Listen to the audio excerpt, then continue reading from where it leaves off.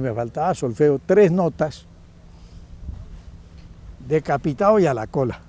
Entonces, cuando estaban en esa cosa, dije, yo en la cola sí, no permanezco aquí, yo me regreso para el Socorro. Y don Rafael me ha dado una carta para un señor que se llamaba Eliseo Esteban Bey, que tenía un almacén en la 8ª con 14, para que cualquier cosa que yo pidiera, me la diera a cargo pues de don Rafael. Pues, ¿no? Entonces dije, yo me devuelvo. Y además tenía 1.500 pesos oro. Habría gastado por ahí 500 en la dotación de todo, pues comprar vestidos para tierra fría, camas, tendidos, toda esa cosa. Ni 500 pesos se había gastado. Y me devuelvo tranquilamente, sin donde en el liceo. Estando en eso, pues naturalmente vino los premios. Y yo, ensimismado en esos pensamientos de regreso, porque no podía hacer la cola. Y veía muy difícil alcanzar los otros con ese faltante en materias. Estaba en eso cuando de pronto dicen, el premio primero era para el mayor esfuerzo. Se da un premio al mayor esfuerzo. Y de pronto me nombran Mario Galán Gómez. Me volví todo asustado y dije, ¿qué fue lo que pasó? Y entonces me dice Pizarro, Jorge Pizarro, que era un compañero ahí del curso, me dice, es a ti que te llaman. Evidentemente un hermano francés llamado Apta François, que era el encargado de dar las notas. Si se da la nota porque ha sido el mayor esfuerzo.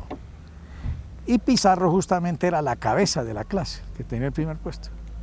Y se vuelve a Pizarro y le dice a Pizarro, pues cuidado Pizarro, Jorge se llamaba, cuidado Jorge, que este muchacho le va a quitar la cabeza antes de 3 veces. Pizarro se rió. No. Entonces yo cuando oí esa cosa, dije, este hermano confía en mí y le voy a demostrar que sí soy capaz de coger la cabeza antes de 3 meses. Pasada la entrega, bueno, se olvidó el proyecto de regreso, ¿no? Y pasada la entrega de premios y calificaciones, me llama el hermano y me dice, mire Mario, a usted le falta, en primer lugar, dominar los quebrados.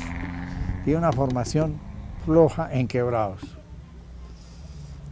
Yo le doy una clase a las 5:30, pase por mi despacho y le enseño quebrados. Y verá que usted empareja. Bueno, así fue. Y entonces empezó a enseñarme la pronunciación francesa, a darme clase complementaria de francés para alcanzar a los otros, ¿no? Y efectivamente, yo llegué a mitad del año y en el mes de septiembre cogía la cabeza de la clase. Entonces ya mi obsesión era mantener el primer puesto, ¿no?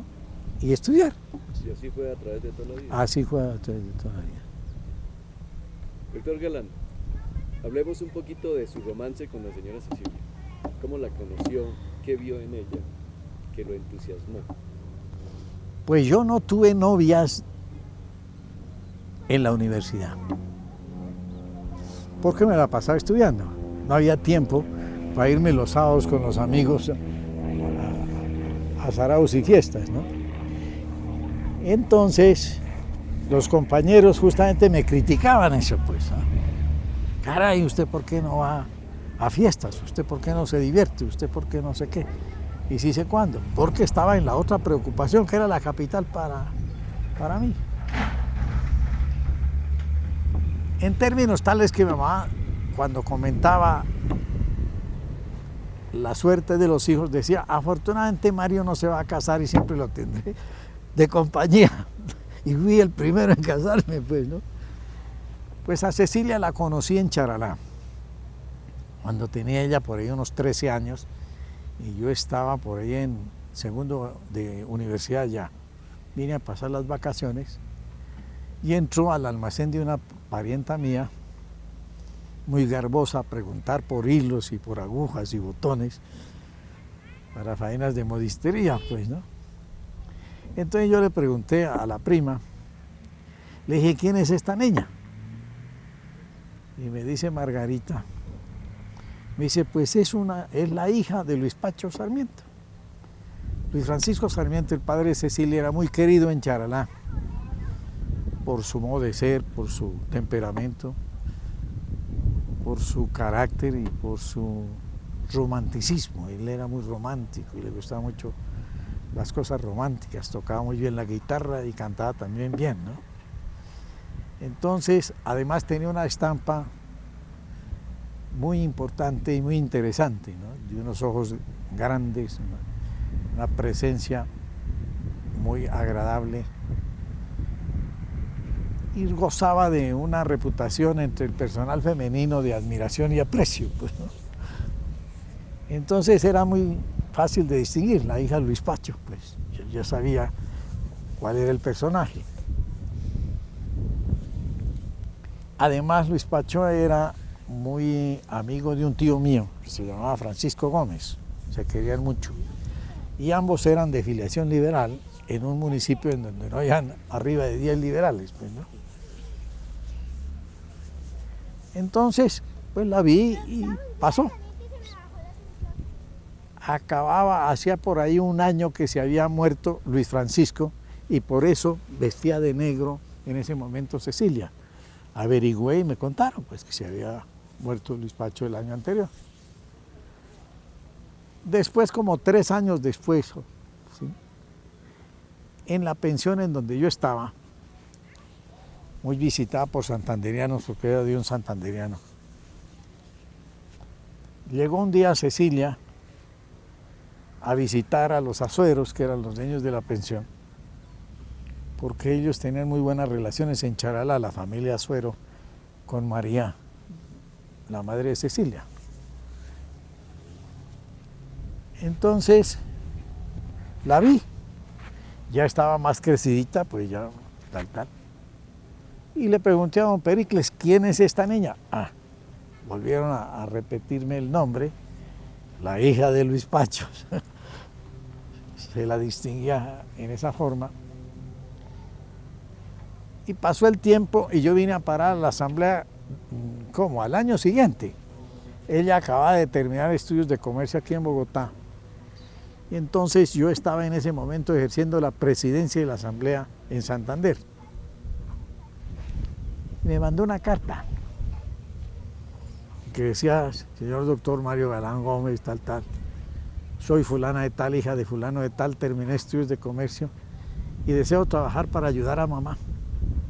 Si usted puede colaborarme en este sentido, le agradecería mucho. Cecilia Sarmiento. En ese momento tenía yo que hacer una intervención ahí en la asamblea y la carta la puse así sobre el pupitre. Al pararme y al actuar en el recinto, en la sesión, la carta rodó al suelo y se cayó. Terminé yo la intervención, que fue como de unos 20 minutos, y al sentarme veo yo la carta en el suelo, la recogí y me puse a leerla nuevamente y dije, sí, tengo que ayudarle, pero no veo dónde. Pensé en recomendarla al Contralor, pero en ese momento no veía una posibilidad inmediata de satisfacer su demanda, ¿no? Por ahí como a los 10 días me eligieron presidente de la asamblea. Y entonces el primer pensamiento dije, voy a nombrar la secretaria de la presidencia. Y atiendo la solicitud. Y así fue, le contesté. Acaba de ser designada secretaria pues, de la presidencia. Si usted acepta, pues sírvase posesionarse lo más pronto posible. Y así fue. Cecilia contestó, salgo mañana, pues, ¿no? Yo fui a recibirla, la llevamos al hotel, la alojamos allá, y ella quedó perfectamente desconcertada, porque creía que Mario Galán Gómez era de una edad por lo menos de 45 años, tenía yo 22 años, entonces quedó un tanto desconcertada cuando me conoció. La llevé a la toma de posesión allá en el recinto y habíamos en ese momento en la asamblea habían 10 diputados menores de 23 años. Una muchachada. En términos que la oposición conservadora calificaba la asamblea de la sala cuna liberal. Ese era el apodo, la sala cuna liberal. Entonces, estando allá en la posesión, Cecilia temblaba, pues, ¿no? En medio de toda esa muchachada, ¿no? Mirándola, observándola, etc. Cuando en esa llegó el doctor Julio César Durán Vargas, que resultó ser tío de Cecilia, porque Luis Francisco era Luis Francisco Sarmiento Vargas. Entonces, claro, me dice Julio César, ¿y quién es la niña? Pues le dije yo, le presento a Cecilia Sarmiento, hija de Luis Pacho Sarmiento. Dijo, pero Luis Pacho era mi primo. Bueno, y se vuelve al pelotón de diputados que estaban rodeándola, ¿no? Le dice, cuidado muchachos, esa es mi sobrina. Bueno, entonces, al verla yo tan preocupada por el ambiente, le dije, bueno, usted va a trabajar en el hotel y yo le paso allá las cosas para sacar en máquina y las comunicaciones que haya que pasar y todo. Bueno, Cecilia me decía después que me había agradecido infinitamente el gesto de no hacerla trabajar en la asamblea. Entonces, antes de terminar las sesiones, el contralor del departamento era Alberto Bonilla Galvis. Polo Galvis, pariente de María, la madre de Cecilia, ¿no? Fui y le hablé, le dije, necesito que esta niña quede colocada aquí en la Contraloría. Digo, sí, es Cecilita, pues claro, que eso tal. Y evidentemente, 20 días después estaba Cecilia colocada en la Contraloría. Bueno, yo me vine para Bogotá, se acabó. Y 2 meses después de estar yo en Bogotá, me llega una carta de Cecilia dándome una relación de lo que ha pasado en esos 2 meses, como ella en su experiencia en la Contraloría, y luego haciéndome apreciaciones políticas, cómo estaba la cosa, qué movimientos observaba, etc. Pero una crónica sumamente amena y simpática. Yo creo que la vocación periodística de Luis Carlos le viene por la madre. Tenía una gran facilidad para relatar y para hacer crónicas, ¿no? Entonces empezó ella a informarme de todo lo que pasaba. Y yo le contestaba, pues agradeciéndole la información. De manera que era un corresponsal eficacísimo, porque cada mes por lo menos recibía yo una carta informándome de los movimientos políticos que observaba en el departamento. Bueno, eso fue en el año 36. En el año 37 pasó un hecho que fue definitivo a lo que vino después. Arturo Regueros Peralta se casó en el año 35. Y a la asamblea siguiente llegó ya con la señora que era Fabiola Regueros, de Regueros, Fabiola Aguirre, de Regueros. Entonces, Fabiola simpatizó mucho con Cecilia y Arturo estimaba mucho a Cecilia. Tanto que me decía Arturo en WhatsApp después, dijo, es que si yo no hubiera casado con Fabiola, mi novia había sido Cecilia, pues, porque se me hace muy bien su temperamento y su modo de ser y toda esa cosa, pues, ¿no? Entonces Arturo simpatizaba mucho con esa amistad entre Fabiola y Cecilia.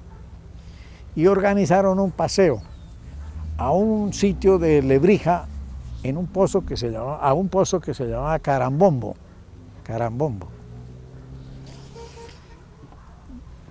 Nos fuimos evidentemente al paseo después de Cecilia llamar a María San Gil para pedirle permiso. Y mientras tanto, el conductor se fue a una tienda cercana y se fue a tomar cerveza sin nosotros darnos cuenta al regreso de que se la había pasado tomando. Evidentemente entramos al carro, arranca a una velocidad increíble y se